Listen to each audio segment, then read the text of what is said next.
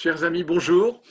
Je suis ravi de vous retrouver de nouveau pour une vidéo que j'espère particulière et exceptionnelle aujourd'hui. Merci mille fois Jean-François d'avoir accepté mon invitation. Jean-François Noubel, qui est quelque part un collègue puisqu'il est conférencier et c'est un chercheur également. C'est un personnage euh, comme tous les autres personnages qu'on a invités jusqu'à maintenant sur cet acte 4, sur Repenser le monde de demain, je pense que c'est un personnage extraordinaire qui a une profondeur, une densité de réflexion qui est absolument incroyable, très attirante. C'est vraiment, vraiment très intéressant de suivre ses travaux. Encore une fois, je vous mettrai les coordonnées de son site à la fin, enfin, dans le petit message qui accompagne cette vidéo. Je vous invite à découvrir Jean-François si vous ne le connaissez pas. C'est absolument passionnant. Alors, comment dire? Je vous propose aujourd'hui une sorte, on va déplacer notre regard, la caméra de notre regard sur ce monde, sur le monde que l'on connaît. On va déplacer le regard avec Jean-François pour avoir une autre vision, peut-être une autre analyse, un autre constat, et ensuite repenser le monde. Jean-François, d'abord, merci à nouveau, merci beaucoup. Et j'aimerais que tu te présentes parce qu'en fait, tu es un personnage extrêmement compliqué à présenter. Tu es un personnage très atypique.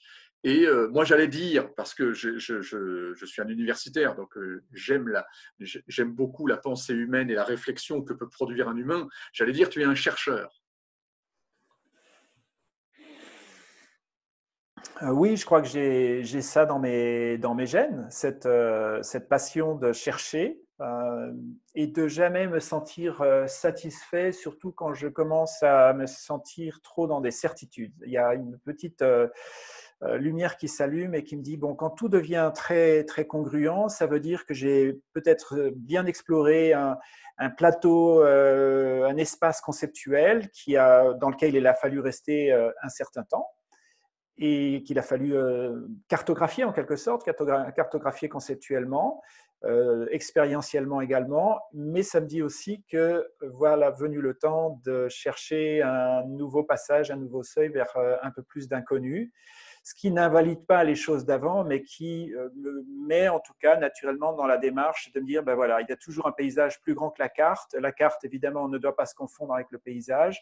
Donc, notamment l'approche de chercheur, qu'on le fasse en tant qu'explorateur géographique ou en physique quantique ou en politique sociale, ou etc., consiste finalement à déjà relever de manière empirique ce qu'on observe, le classifier, le cartographier, le modéliser. Et ça permet effectivement de donner le comment, mais certainement pas le pourquoi.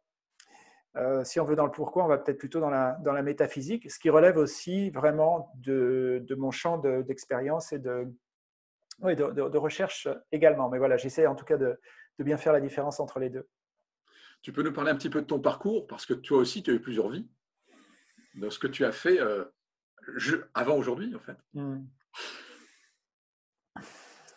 Ben, je dirais que déjà, pour résumer, je me retrouve très bien dans le personnage de Candide de Voltaire, donc ce conte philosophique que je trouve magnifique, avec ce personnage qui finalement cherche la vérité, cherche la raison de l'existence, cherche le sens à la vie, et ce faisant, on va essayer plein de choses. Il va à la recherche de l'Eldorado, il essaie de devenir riche, il provoque des catastrophes, il rencontre la misère humaine, y compris la sienne. Il se perd dans des conjectures philosophiques diverses et variées, et puis finit dans cette notion de il faut cultiver son jardin, donc dans une paix intérieure, et comprend qu'il n'y a peut-être pas tant de choses que ça à changer extérieurement, sinon dans son jardin intérieur, et que finalement, paradoxalement, plus on va dans cette transformation, ça veut dire en devenant cet humain, ce projet, sa propre œuvre d'art, finalement, paradoxalement, le monde change aussi autour de soi. Et je fais cette expérience. Donc, j'ai effectivement eu plusieurs vies, une vie très aventureuse, très chaotique, dans le bon et le mauvais sens du terme. Donc, de voyages, d'aventures plus ou moins faciles. J'ai connu la prison, bon, ça on en parle beaucoup, mais ça constitue aussi un élément parmi d'autres. J'ai vécu plein de choses vraiment merveilleuses.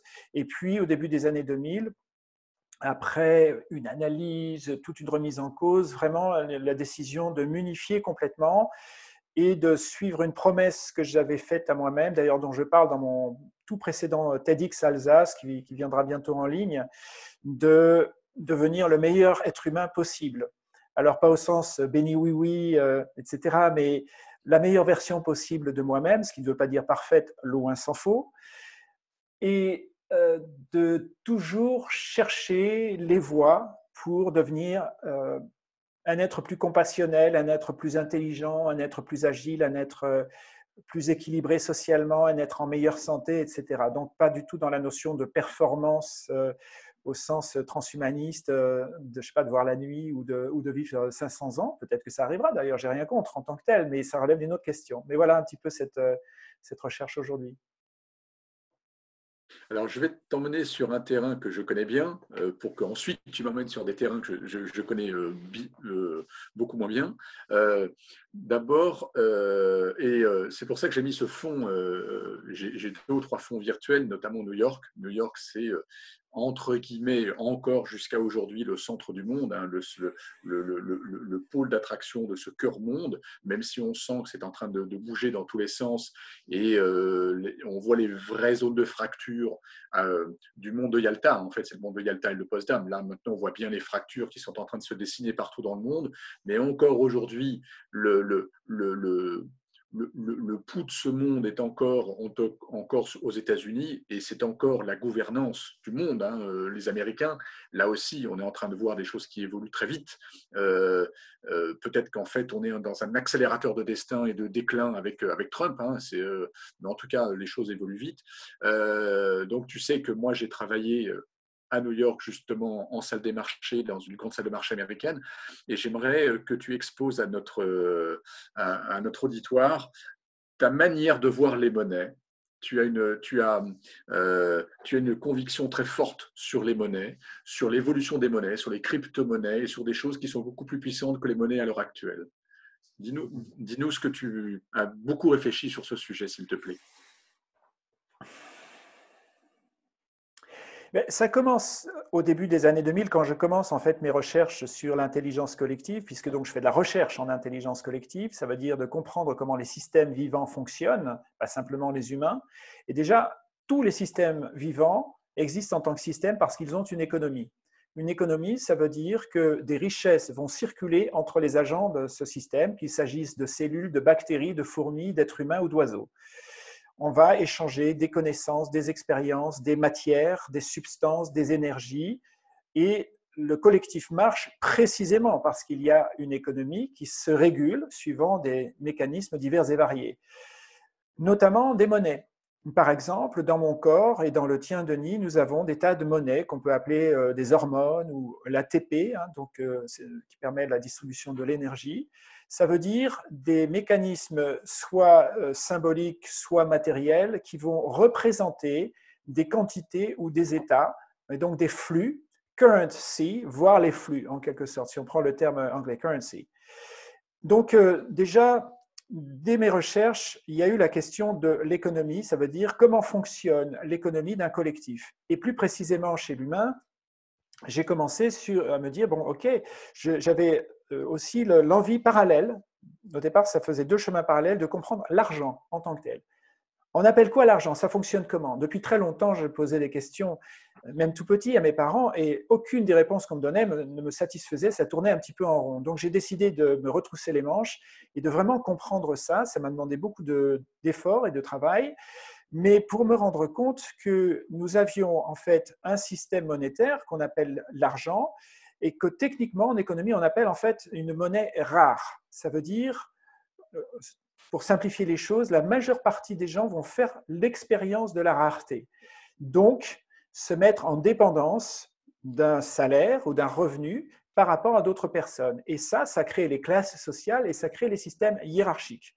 Les hiérarchies sociales, les chaînes de commandement fonctionnent parce qu'il y a une loi de distribution de l'argent et donc de mécanismes de rareté qui fondent d'ailleurs toutes les théories économiques, peu importe les divergences, elles ont au moins ce cœur en commun, de voir ça comme l'économie comme une sorte de gestion de la rareté. Et donc, voyant que nous vivions dans un monde qui crée ce qu'on appelle des monnaies rares, peu importe qu'on parle d'euros, de dollars, de yens ou de roupies, Ça m'a fait comprendre, j'ai vraiment eu en 2002, je me rappelle très bien de ce moment, de ce Eureka. Alors, je ne me trouvais pas dans une baignoire et je n'ai pas couru tout nu dans la ville pour dire ça, mais pas loin, parce que ça venait sous forme d'une question. Comment peut-on, d'un côté, maximiser l'intelligence collective, le fait que nous ayons envie de collaborer, on a envie de se soutenir, nous avons ça dans nos gènes en tant qu'espèce collaborative. Donc, d'un côté, on veut converger, nous avons une force centripète qui nous amène vers le noyau, mais à un autre moment, on va dire, mais non, moi je vais arrêter de collaborer parce que je dois négocier mon salaire.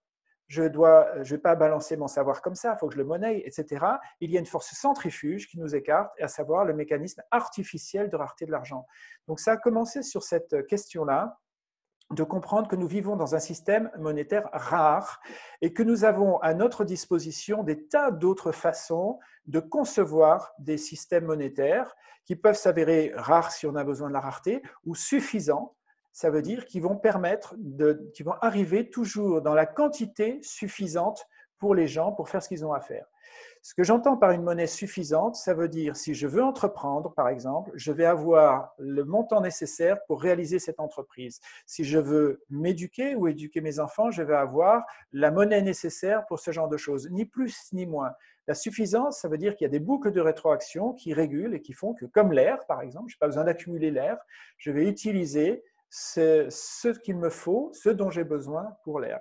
Et nous avons parfaitement la possibilité de designer des milliards de types de monnaies parce que une monnaie, ça constitue un jeu, des règles du jeu, comme il y a les échecs, il y a le Monopoly, il y a le badminton, il y a des jeux collaboratifs, il y a des jeux ultra compétitifs. Eh bien, nous avons des milliards de possibilités de jeux que nous pouvons créer, donc nous pouvons créer d'autres monnaies. Donc ça a commencé comme ça, pour ensuite s'étendre sur deux ruptures de paradigme essentielles, et je finirai là-dessus. La première, déjà, arrêter de confondre richesse et argent. Ça, il y a une confusion ontologique extrêmement grave, puisque la richesse, évidemment, si on demande à n'importe qui de brainstormer, je te demande de brainstormer, tu vas me dire la santé, les amis, la réalisation personnelle, l'éducation, la santé bien sûr, manger, se nourrir, etc. Bien sûr, mais il y a toute la pyramide de Maslow dans l'histoire, dans la richesse. Et dans cette pyramide de Maslow, l'argent ne touche qu'une toute petite partie de cette pyramide-là. Donc déjà, il faut comprendre en fait la richesse dans un sens beaucoup plus large et se dire que nous devons construire des monnaies qui représentent, qui expriment l'ensemble de cette richesse. Une empreinte écologique, ça représente une richesse. Eh bien, on va penser des monnaies sur des empreintes écologiques, etc. Donc, première rupture de paradigme, de séparer l'argent et la monnaie et la richesse. Donc, quand on pense à quelqu'un de riche, il ne faut pas réduire ça à son compte en banque. Deuxième rupture de paradigme, ne plus confondre l'argent et la monnaie. L'argent, ça constitue un type de monnaie parmi des milliards de formes de monnaie qu'on peut créer, tout comme le Monopoly représente un jeu parmi des milliards de jeux qu'on peut faire. Et on peut construire des jeux tout à fait collaboratifs et pas forcément compétitifs comme le Monopoly. Voilà, je vais m'arrêter là déjà pour cette première question, sauf si tu veux qu'on aille plus loin. Alors, ça, c'est très intéressant. Et d'ailleurs, tu parlais de rareté, de rareté ou de suffisance. Mais dans un monde comme aujourd'hui, où en fait on n'est pas en phénomène de rareté, on est en phénomène d'excédent.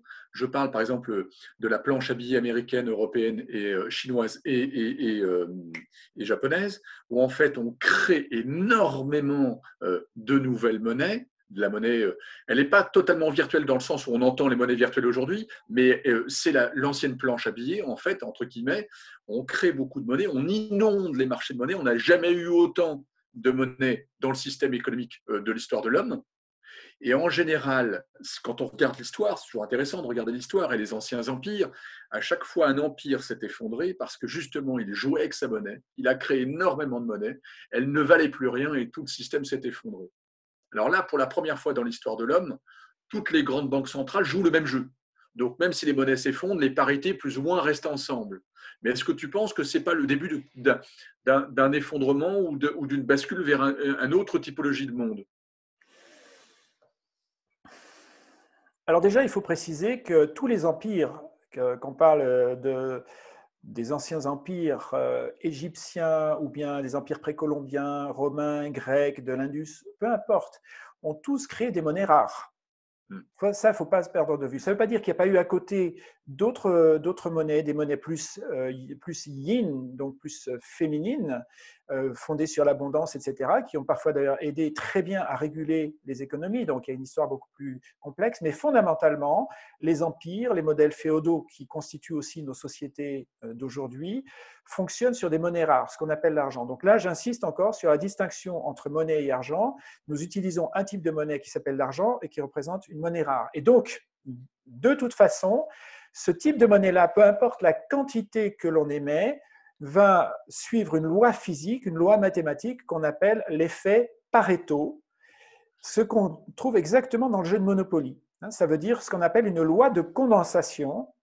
La monnaie se condense. Plus j'en ai, plus je peux investir, plus je vais en gagner. Plus je peux en gagner, plus je vais investir, plus je vais en gagner, et ainsi de suite.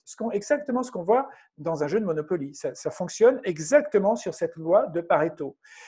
Et a fortiori, moins j'en ai, plus je vais m'appauvrir, plus je vais m'endetter, et ainsi de suite. Et ce qui fait la fin de partie du jeu de Monopoly, puisque à un moment, j'ai peut-être tout ramassé moi, tous les autres joueurs finissent économiquement morts, et moi aussi, au passage, parce que je ne peux plus échanger avec les autres. Donc déjà, avant, les autres, ils ne pouvaient plus échanger, et moi aussi. Donc déjà, on voit dans le jeu de Monopoly, il y a par construction en accéléré, dans le design même de la monnaie, une catastrophe économique. Ça ne peut pas se finir autrement que par une catastrophe économique. Alors, on peut essayer de la retarder. On va dire aux joueurs, bon, écoutez, voilà, il a tout accumulé ici. On va redistribuer des vagues de monnaie pour que les joueurs puissent jouer ensemble. Bon, ben, ça ne va que retarder encore. Il va y avoir de plus en plus de monnaie. Ça va créer effectivement une déflation parce qu'il faudra de plus en plus de monnaie pour acheter une chose égale, un terrain ou une baguette, peu importe. Mais on ne résout pas le problème. De toute façon, les mécanismes de monnaie rare, intrinsèquement, représentent des parties finies. Ça veut dire des parties à mort collective. Ce qui fait que les cycles de vie des monnaies, quand on regarde l'histoire des monnaies rares, s'avèrent extrêmement courts. Soit il y a une guerre qui va remettre les compteurs à zéro, et Dieu sait s'il y en a beaucoup, soit on va changer parfois des règles du jeu, comme l'a fait Nixon en 1971 avec la rupture des accords de Bretton Woods, ça veut dire en décorrélant le dollar de la réserve de l'or, et alors là on passe dans une explosion de planches à billets, évidemment, là tous les coups deviennent permis, et nous subissons bien entendu aujourd'hui les conséquences, une génération ou deux générations après, de ces choses-là. Donc, pour finir sur ta question, va-t-il y avoir une rupture? Mais absolument. Si on joue au Monopoly, la partie s'arrête. Sauf si on se dit, OK, à un moment donné, on ne va plus jouer avec une banque centrale ou un seigneur ou un empereur, peu importe le nom qu'on y met dessus, ça veut dire une autorité centralisée opaque et mafieuse qui émet tout ça, et on va dire, voilà, on va mettre à disposition des gens, des légaux, ça veut dire des moyens de composer eux-mêmes les systèmes monétaires dont ils ont besoin. Et parfois, il peut y avoir besoin de monnaie rare pour certains espaces économiques, parfois de monnaie suffisante, parfois de monnaie abondante, etc., etc. Autrement dit, le shift, à mon avis, ne va pas se passer, savoir si la BCE ou la Fed vont s'effondrer, ou si la Chine va prendre, ou tout ça. Ça va se passer dans le fait que les citoyens, dans les années qui viennent, vont avoir des outils pour s'approprier l'outil économique. Et que ce pouvoir va échapper aux États-nations, mais ça, il y a longtemps que ça leur a échappé de toute façon, puisque l'euro n'appartient à aucun État, il faut quand même le rappeler. Et de toute façon, va déjà quasiment échapper aux banques, puisqu'elles ne pourront plus créer les monnaies de type euro, etc. Cela va-t-il se passer sans heurts? Ça reste une autre question. Mais les technologies sur lesquelles je travaille, avec tant d'autres, vont de toute façon donner aux gens la possibilité de choisir les règles du jeu économique qu'ils veulent avoir. On peut s'attendre d'ailleurs à un darwinisme social, en quelque sorte, où on va voir des constellations monétaires émerger. Certaines vont peu marcher, certaines vont certainement très bien marcher, certaines vont garder un aspect local, d'autres vont garder un aspect global, mais ça touche à une autre question. C'est là justement où ça me fait rebondir à cette question-là en fait.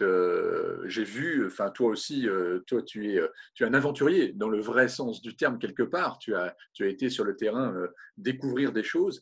Moi je suis un peu moins aventurier que toi, mais on s'est rendu compte à une échelle locale ou ultra locale qu'il y a des monnaies déjà. Il y a beaucoup de monnaies dans le monde qui permettent des échanges. La plupart du temps, elles sont sur du lien social, du lien humain. Ça crée de l'emploi d'ailleurs, hein, on constate. Ça ne veut pas dire que c'est plus ou moins cher. C'est une manière d'échanger entre les humains, comme à une certaine époque, c'était des coquillages, c'était des grains de blé, c'était de la soie.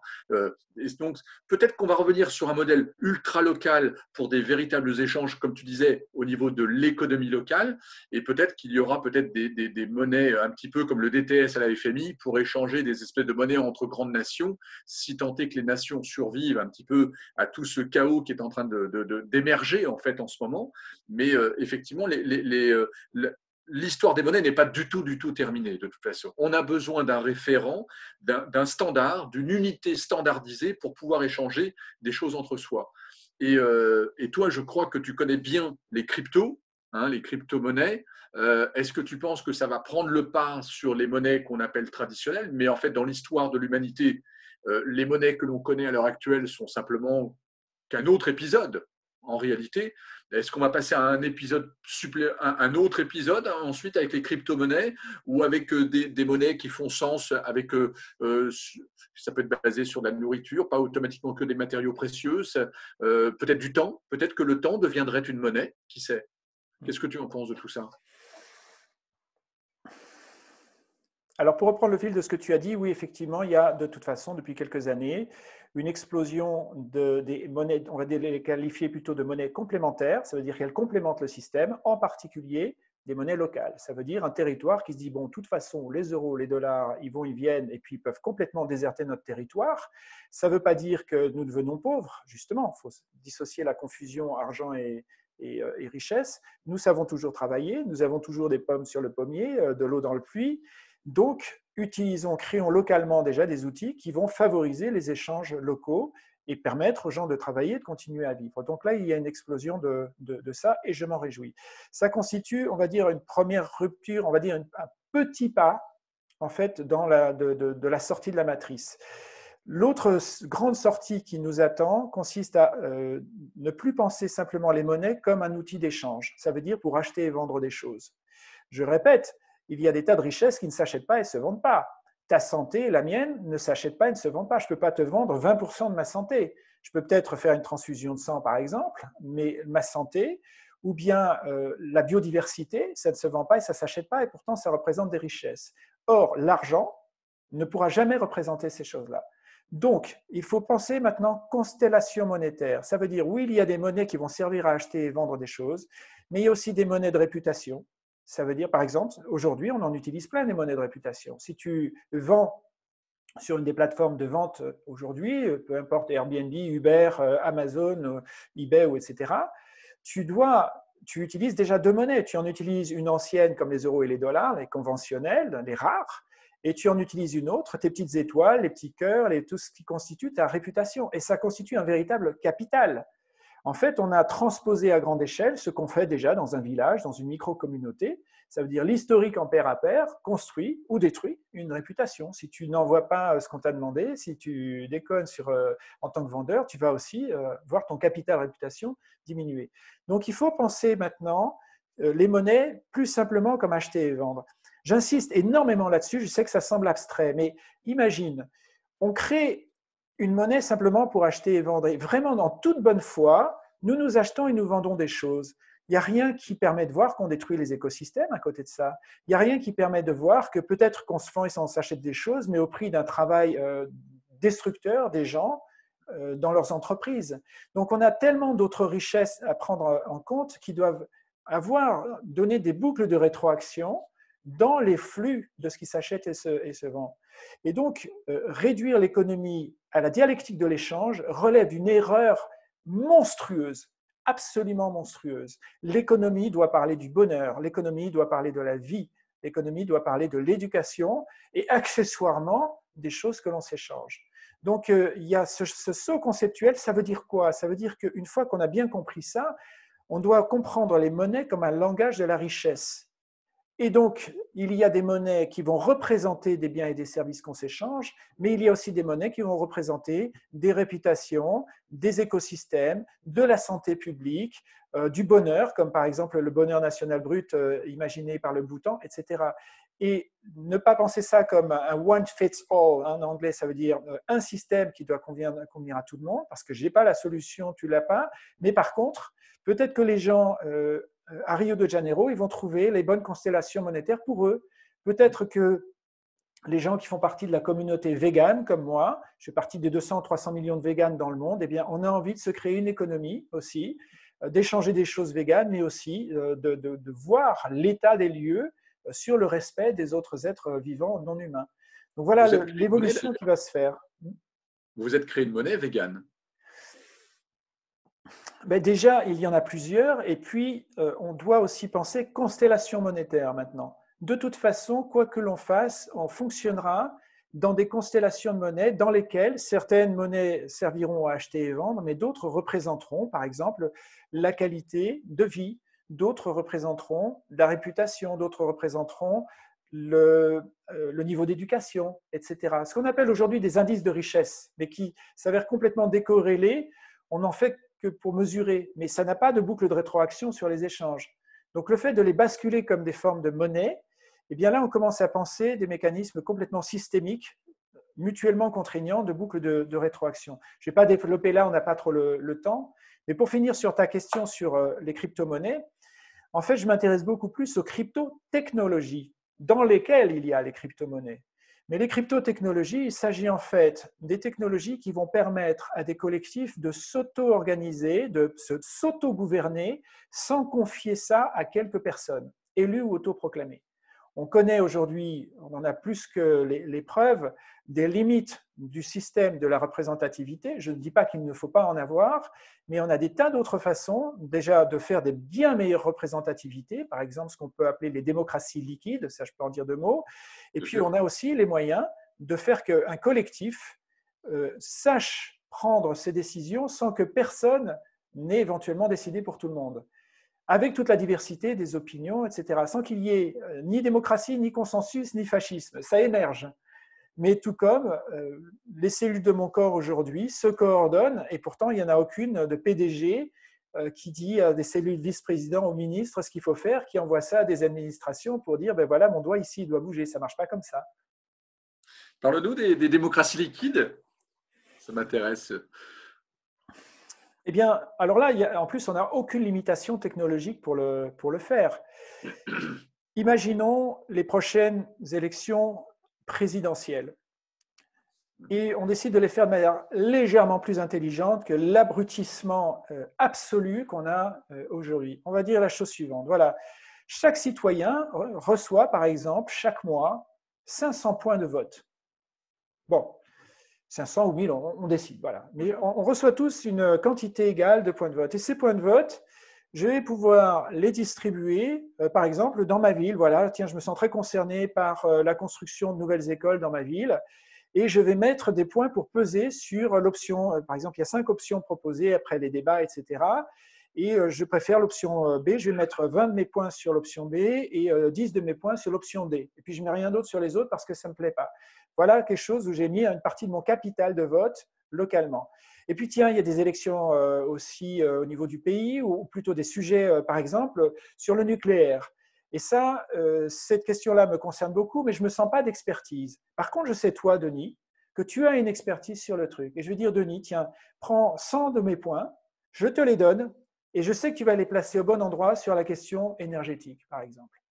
Et peut-être qu'il y a des milliers de personnes, même des dizaines ou des centaines de milliers de personnes, qui connaissent Denis Deschamps sur la question sur l'expertise sur le nucléaire, par exemple, et qui vont lui faire confiance. Donc, tu deviens à ce moment-là un représentant de beaucoup de gens. Mais peut-être que le mois d'après, tu n'as vraiment pas pris une bonne décision, ou tu as un peu triché, ou un peu menti, et ben là, le mois suivant, tu n'auras peut-être plus beaucoup de capital donné.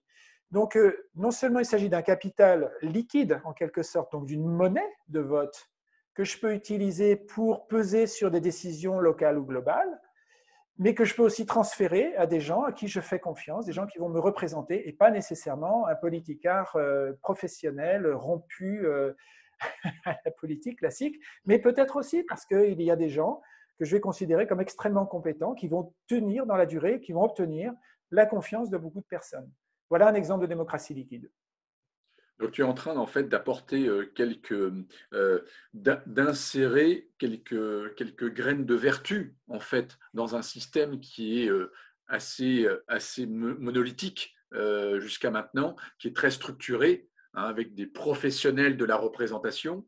Et là, en fait, on fait confiance à ceux qui ont le savoir, à ceux qui sont capables de représenter les autres, et on y met de l'humain, en fait, dans ce système-là.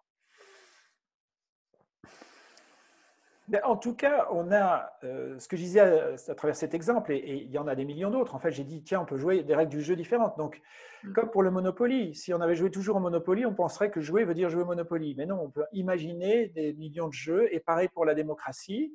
On a des tas de façons aujourd'hui de faire des démocraties bien plus puissantes, bien plus distribuées et bien plus agiles également que ce que nous avons aujourd'hui. On a des systèmes extrêmement monolithiques, extrêmement archaïques, et puis tenus effectivement par des élites opaques.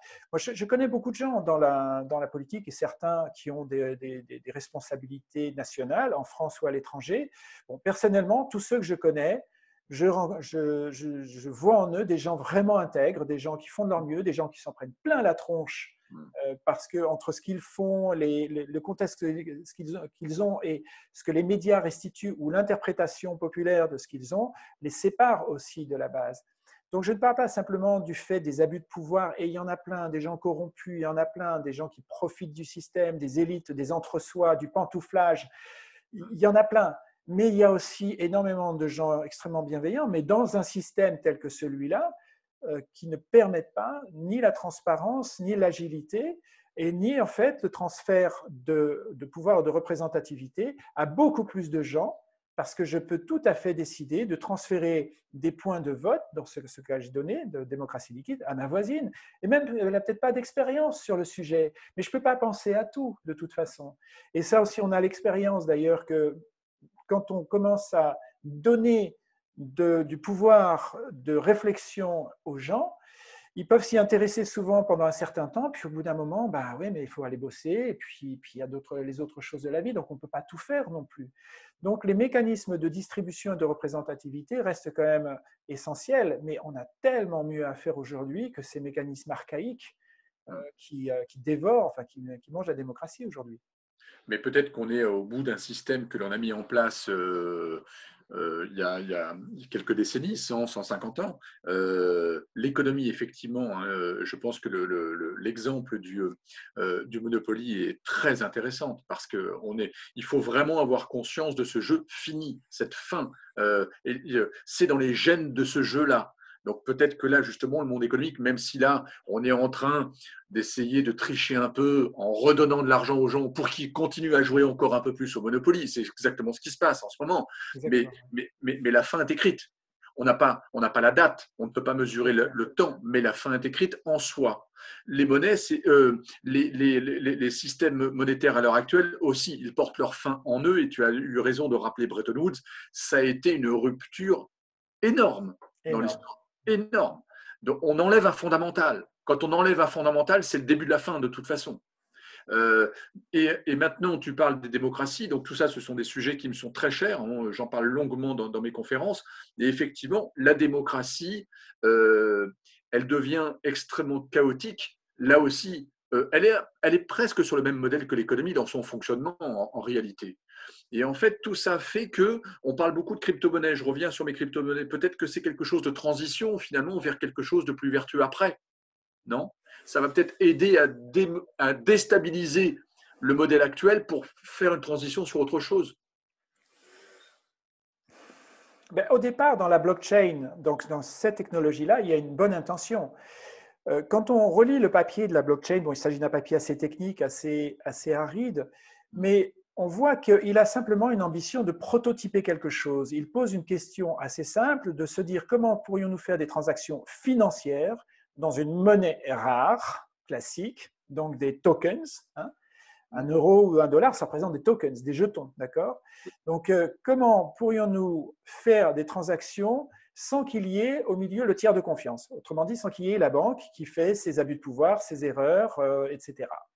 Donc voilà une question assez simple avec une belle intention derrière et qui part ensuite sur un ensemble d'a priori, notamment de penser qu'il faut tous partager une seule et même vérité, ce qu'on appelle donc le grand livre, hein, donc la même table, on va dire, qui est des écritures. Et si on partage tous ce même grand livre, à ce moment-là, on n'a plus besoin d'une autorité centrale. Et bien sûr, un grand livre infalsifiable, ça veut dire dès que je falsifie une microdonnée, une virgule ou peu importe à l'intérieur, ça détruit en quelque sorte toute l'intégrité des informations dedans. Voilà l'idée de la blockchain. Alors, des gens ont très vite compris que déjà dans la blockchain, en fait, on ne peut pas appliquer la blockchain sur des euros ou des dollars. Pourquoi? Parce qu'un euro ou un dollar n'a aucune intelligence dedans. Ça n'a pas de projet dedans. Là, quand on crée les crypto-monnaies, notamment fondées sur la blockchain, chaque monnaie a une sorte d'intelligence. Ça veut dire que déjà, elle a une empreinte, un numéro de code en quelque sorte unique. Chaque token, chaque Bitcoin, chaque Ethereum, chaque Litecoin, peu importe les crypto-monnaies que l'on prend, a donc un numéro unique, un petit peu comme un numéro sur un billet de banque. Et on sait, en fonction de ce numéro, on va pouvoir donc écrire dans ce grand livre des choses effectivement infalsifiables. Donc, la première ambition de la crypto-monnaie s'avère réussie. Simplement, il y a quand même des erreurs de design extrêmement profondes, notamment le fait que ça consomme énormément d'énergie, parce que tu imagines, si je le transpose sur les systèmes vivants, imagine si depuis ta naissance, chacune de tes cellules devait savoir ce que toutes tes autres cellules ont fait comme transaction énergétique, par exemple, ou de matière. Donc, l'écrire dans un grand livre, et tes dizaines de milliers de milliards de cellules devraient, depuis ta naissance, avoir ce grand livre-là. Ça demanderait une telle gestion d'informations que tu brûlerais comme un soleil, tellement tu consommerais de l'énergie. Alors, on essaierait de trouver des trucs, ce que fait la blockchain, elle essaie de limiter la casse sur le plan énergétique, mais tant qu'on restera sur ce mécanisme-là, on n'y arrivera pas. Donc déjà, ça ne gère que du token, même si après ce token, on dit que ça va servir pour représenter un cadastre ou un contrat, pas simplement un billet de banque, ou bien une action d'entreprise, hein, ce qu'on fait avec les IPO, les ICO, Initial Coin Offering, donc on émet des actions, etc. Mais ça reste quand même extrêmement limité comme champ. D'où le fait que je travaille à des technologies comme Holochain, par exemple, qui là nous amène à penser, à nous questionner sur quelque chose de plus vaste, de nous dire comment garder l'intégrité des agents d'un système. Ça veut dire on sait bien qu'il s'agit de telle et telle personne et pas de telle autre, qu'il n'y a pas d'usurpation d'identité. Comment on s'assure que les gens jouent bien les mêmes règles du jeu, qu'il s'agisse d'échecs, de covoiturage, de voter ou de faire des transactions financières, et comment on s'assure de l'intégrité des données qui se changent sans cesse, des numéros de compte, des réputations, des coordonnées GPS, des identités, etc.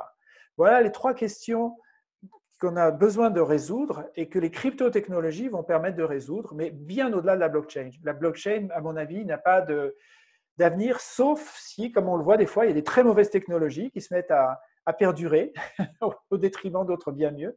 Et là, je n'ai pas de boule de cristal. C'est vrai. Alors, Jean-François, j'aurais encore plein de questions à te poser, notamment sur la planète, sur les ressources, sur le climat. Je crois que ça fera l'objet d'une autre rencontre. J'aimerais que nous terminions cet entretien sur quelque chose que tu as mis en place pour ta vie personnelle, que je trouve formidable, où il faut du courage, il faut avoir beaucoup mûri. Voilà, c'est ce fameux questionnement, ce doute perpétuel qui fait qu'on grandit. Toi, tu as mis en place pour ta vie, comment dire, tu t'orientes, tu fonctionnes sur l'économie du don. C'est une très belle idée. Est-ce que tu pourrais nous en dire un petit peu plus? Comment est-ce que ça fonctionne? Toi, tu ne factures pas, tu es dans l'économie du don, ce qui n'est pas du tout la même chose. Alors, l'économie du don, déjà, on la connaît tous très bien, puisque dès qu'on se trouve en famille, ou entre amis, ou avec nos voisins, on se donne les choses, on se rend service. On ne dit pas à nos enfants, bon écoute, ma fille, tu as vécu 20 ans à la maison, tu as utilisé tant de mètres carrés, tu as utilisé tant de couches et tant de surface dans le frigo, et voilà la facture. Donc nous vivons de toute façon, dès qu'on se trouve en petit comité, nous vivons dans l'économie du don. Ça veut dire que nous nous donnons des choses et avec cœur, et puis on on peut avoir des remerciements, on peut avoir parfois par gratitude, on va redonner quelque chose à quelqu'un, mais ça ne fonctionne pas dans le principe de la dette. L'économie de marché en tant que telle représente la notion de compensation immédiate. Ça veut dire, je te donne 1 kilo de patates et tu me donnes 2 euros ou 2 kilos de carottes en échange, peu importe, mais il y a le donnant-donnant, ce qu'on appelle la condition de contrepartie. Et je n'ai absolument rien contre moralement, hein, je tiens à le préciser là-dessus, je ne dois absolument rien de mal à la notion de contrepartie. Simplement, j'ai choisi de vivre à 100% dans l'économie du don. Ça veut dire, au-delà de ma petite tribu habituelle, et nous vivons tous dans nos petites tribus en économie du don, avec nos collègues, nos amis, nos enfants, etc.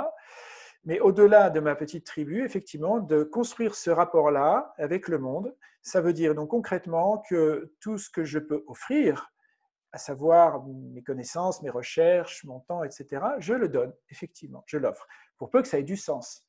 Si Coca-Cola m'appelle et me dit venez nous voir, on voudrait faire de la réflexion stratégique pour vendre plus de bouteilles, il y a peu de chances pour que je leur dise oui, ça ne m'intéresse pas beaucoup. Par contre, je reçois beaucoup de sollicitations de gens pour des conférences, pour de la réflexion et de la mise en action stratégique. J'accompagne des grands dirigeants, etc. Tous ces gens-là, je le fais parce que ça a du sens pour moi de le faire. Je vois des belles personnes déjà, et puis des gens qui ont envie de faire quelque chose. S'agit-il de gens ou d'organisations parfaites? Non, pas plus que moi. On a tous nos zones d'ombre. Allons-nous sauver le monde? Certainement pas, mais on va faire des petits pas ensemble et on va essayer de les faire du mieux possible avec le plus grand cœur possible. Donc ça, je le donne. Les richesses matérielles que je reçois ne viennent pas en échange de ça, mais elles viennent par gratitude. Ça veut dire, des gens vont me dire, voilà Jean-François, on a envie de t'envoyer telle somme d'argent ou des cryptos ou des biens ou des services parce qu'on aime ce que tu fais, parce qu'on veut soutenir ton action ou parce qu'on a fait un truc ensemble génial où tu nous as donné une conférence et on a adoré et on a envie par gratitude de te donner ça. Mais j'insiste bien avec les gens de ne pas le faire par une dette. Personne n'a de dette vis-à-vis de moi et d'ailleurs je pense que j'en ai vis-à-vis de personne également aussi. J'ai désactivé en moi psychiquement le mécanisme de la dette pour entrer dans celui de la gratitude. C'est une très belle posture. C'est une très, très belle posture. Merci. Alors, on est obligé de s'arrêter, malheureusement. J'espère que nous allons trouver un moment dans un futur proche pour poursuivre cette conversation. J'aime beaucoup ces autres visions sur le monde. Toi, tu penses le monde de demain, tu le penses beaucoup. Donc, c'est aussi pour ça que je suis tes travaux. Je vais indiquer à la fin de cette petite vidéo toutes les coordonnées, ta chaîne YouTube pour que les gens puissent te voir. Tu as fait plusieurs TEDx, tu as fait plein de vidéos aussi, tu es un grand contributeur. C'est important d'avoir d'autres visions du monde pour, comme tu le disais, justement, réfléchir sur soi, en soi. Donc ça, c'est très important. Cher ami, merci beaucoup. Merci d'avoir organisé ce Zoom parce que tu es à l'autre bout de la France et on bouge beaucoup en ce moment et c'était le seul moyen qui était à notre disposition pour qu'on puisse faire cette vidéo. Jean-François, merci beaucoup pour ta contribution et je te dis à bientôt. Merci Denis, merci pour tout ce que tu partages, pour cette ouverture et je sais aussi tout le champ d'expérience, de vie cognitive que tu as et donc ta grande humilité de faire venir dans ce champ-là d'autres belles personnes et je t'en remercie. Merci à toi. À bientôt.